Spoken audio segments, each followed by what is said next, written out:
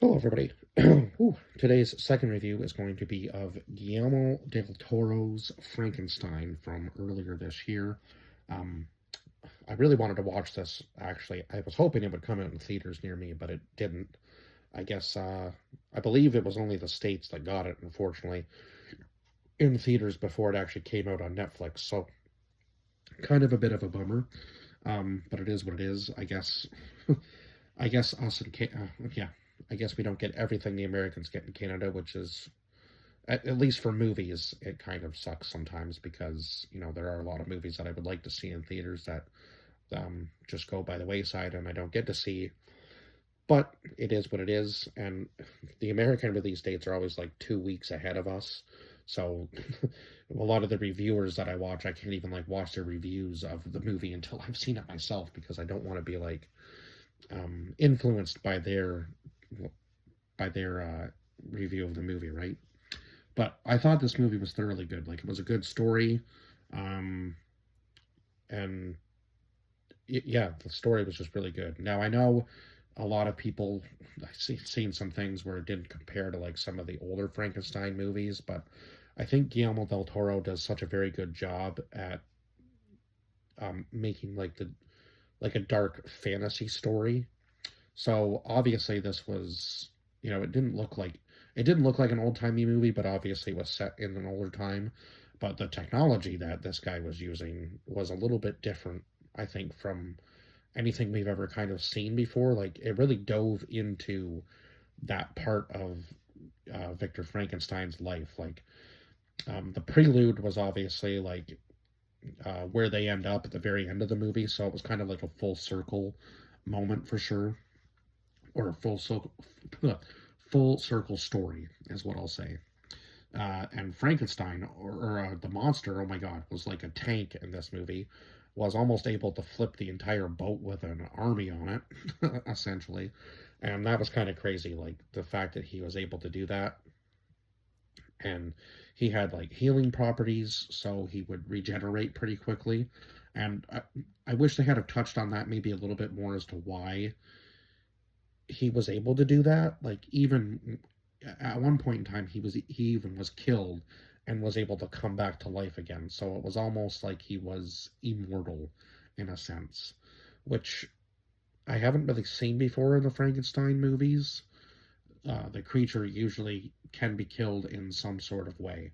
So it was kind of weird to see the fact that he was so strong in this movie, and he slowly was like healing and becoming a bit more human throughout the movie, which is kind of crazy.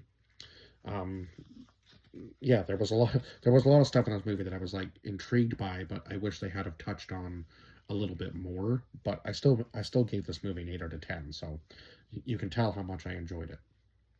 Also, we had Oscar Isaac as Victor Frankenstein, Jacob Elrodi, or yeah, as the creature, Christopher Waltz as Harlander, Mia Goth as Elizabeth, and Claire Frankenstein. So I'm not really sure if she was playing two characters or she just had like two two different names or two different personalities, possibly.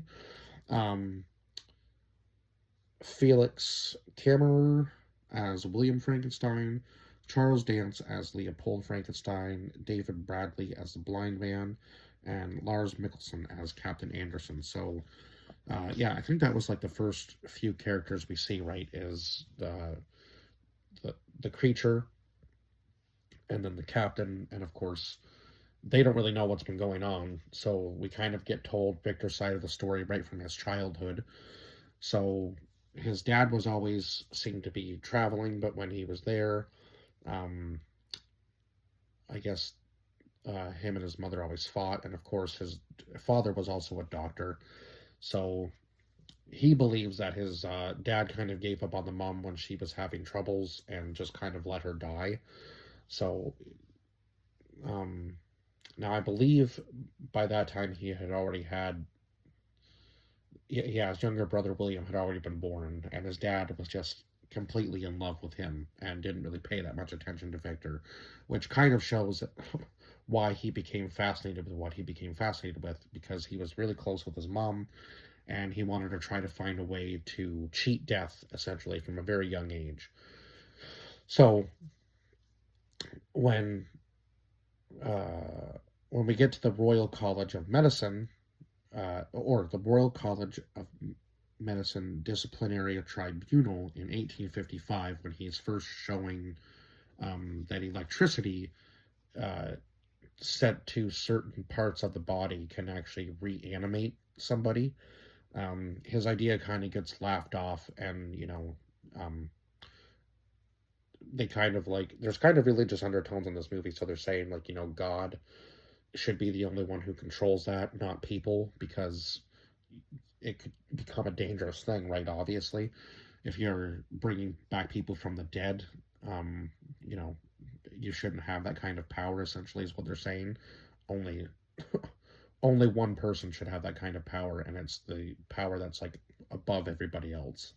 Which I mean makes sense because obviously they don't want somebody who's, and I don't think obviously Victor was trying to do anything evil in any sense of the way. He just was fascinated with the human body and wanted to find a way to, I guess, live a little bit longer and prove that there was a way to stop death and possibly have everybody live forever. But again, that also wouldn't be necessarily a good thing, because if we're constantly repopulating and nobody ever passes away, eventually we wouldn't have any place to put anybody, right?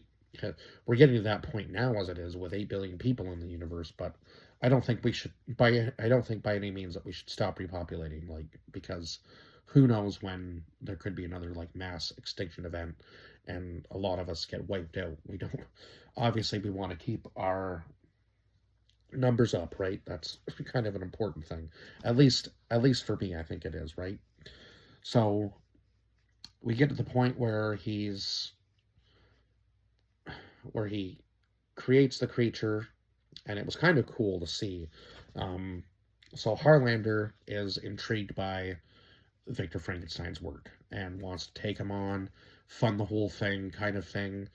But eventually, Harlander gets sick, and he wants to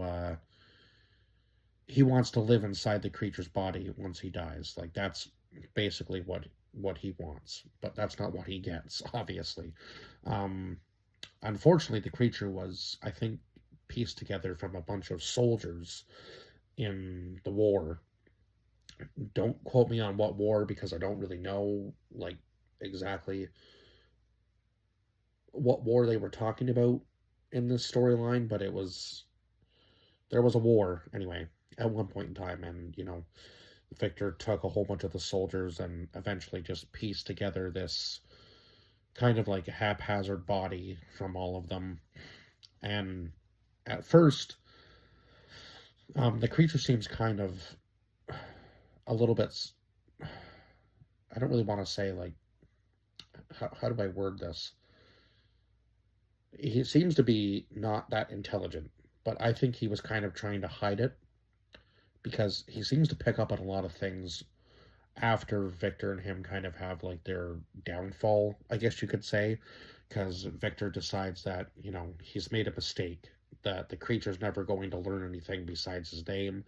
And of course, when he goes to kill the creature says Elizabeth's name as well. So he's like, okay, well, this creature's learning slowly, but can I really teach it anything but names? Is it going to learn beyond that capacity?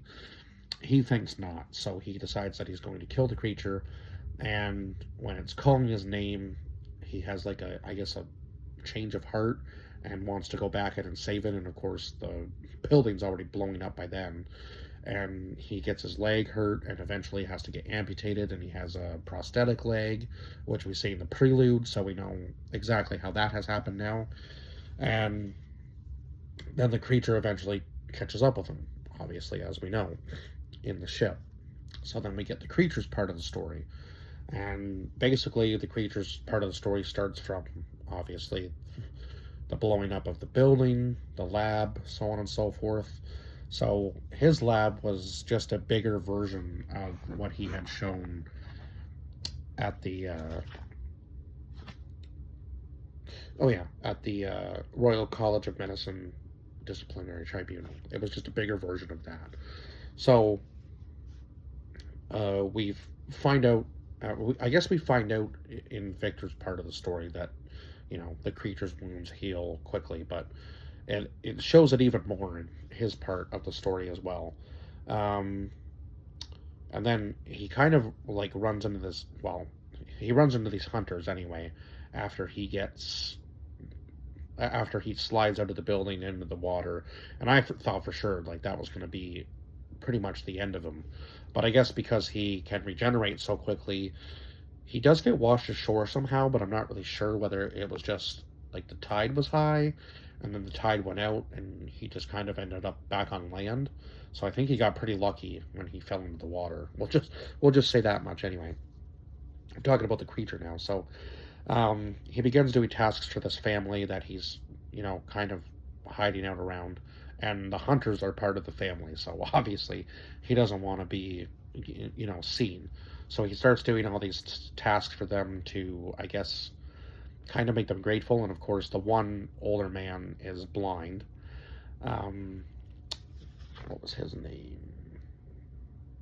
Oh, I guess they just called him Blind Man. Anyway, so the older man is blind and starts saying that it's this spirit of the forest that's helping them out. So they start giving him like food and clothing, or leaving food and clothing out for him, and eventually, obviously, he changes into it, right? And it was kind of cool to see like the hair grow out slowly and make him look a lot more menacing and scary. So all the hunters leave. When the wolves attack their farm, they go to hunt the wolves for the winter, and the old man decides to stay there. So the creature decides that he's going to introduce himself to the old man, and they become friends. And the wolves attack the old man, and he's kind of saying that he's been, I guess, how did he word it? He killed somebody when he was much younger, and I guess he's kind of been living with living with it since, and he believes that everything that's happened to him is a product of that, essentially. So the wolves end up killing the old man, and then of course that's when the hunters decide that they're going to come back, and that's when the creature dies for the second, I guess, yeah, for the first time since he's been reanimated, and then eventually he comes back to life. So I guess he finds out that he's carrying the memories of different people, and it's hard for him to remember exactly like what memories he has of his own, but he says that he remembers fire and water and the single word Victor. So when he goes back to the castle, he finds out exactly what he was created from. So he starts to understand himself a little bit better, and by this point he can have like full-blown conversations. So he's learned pretty quickly and remarkably fast since he's been out of Victor's care. He's definitely learned to kind of, fend for himself for sure. Uh, so eventually, when he catches up with Victor, the first thing he asks him is for a companion. And unfortunately, in that whole situation, William and Elizabeth are killed. So Victor kind of goes a little bit insane, tells the creature no. Obviously, he's not going to, make him a companion, because eventually he thinks that this creature is going to raise essentially an army of the dead if they keep procreating that way. So Victor doesn't want that. He's tried to get away from that for sure. And I think at this point, he didn't even think the creature was alive, right? So it was kind of crazy. Been, he thought he had been rid of him, right? So he hunts the creature, and the creature has some, like, I guess he is trying to make Victor listen, but Victor won't unless he puts Victor in a lot of pain or hurts him. Um, and basically, he tells Victor to run near the end before they get to the boat. And he says, if this stick of dynamite kills me, um, then I guess you're rid of me. But if it doesn't, I will hunt you down. Like I will come for you again, sort of thing. And it doesn't kill him. And by this point, his regen skills are like insane. he's sitting there like basically charred skin, and he's just regenerating right there on the spot. So again, this was a thing that I wish they had have touched on a little bit more, was as to how he was able to do that. Was it just because he was dead, or did Victor do a lot more than he had thought he had done?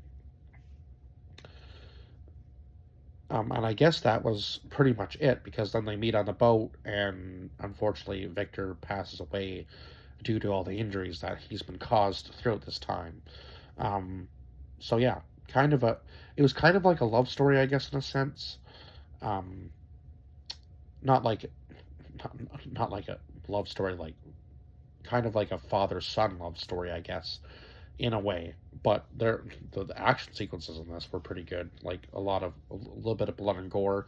If you're squeamish, I would say you probably just want to turn your head for a couple of these scenes, because yeah, um, they were few and far between. But I mean, the story was so good that you're like locked in for the movie, right? Um, yeah. So again, it's hard to make movies like this, especially these days, um, that really keep you captivated throughout the entire film. And I felt like this was one of them that you definitely have to pay attention to, because if you're not, there's certain things you're obviously going to miss. And I think even I might have missed a couple things, but I will be watching this movie again, so I'm sure I will pick up on some of the stuff that I may not have noticed the first time around. But anyway, uh, I think that pretty much covers all of it. Um, and then there was this little message at the very end that said, "And thus the heart will break, or sorry, and thus the heart will break, yet brokenly live on." Lord Byron. So I thought that was kind of a cool quote to put at the end of the movie. But anyway, yeah, that was that. That is it. That is all I can talk about for this movie, because I guess, yeah, the prelude, there really wasn't much to it, and then it was kind of just Victor's story and then the creature story, which was interesting. But yeah, obviously, like I said, there was a couple things I wish I had touched on a little bit more, but it is what it is. Um, and yeah, maybe I'll go back and watch the Frankenstein movie from the '90s, just to see what it was like in comparison, because I was seeing a lot of people are saying that one was better, and everybody was kind of like oohing and ahhing over this one, but I think it was definitely a different like take on the story. And just, yeah, the casting choice in this one, the casting choices in this one I thought was spot on. So, and that's hard to do for some movies. Like, I just thought this one was just spot on for casting choices anyway. So yeah, I guess I will see you guys in the next review. Bye bye for now.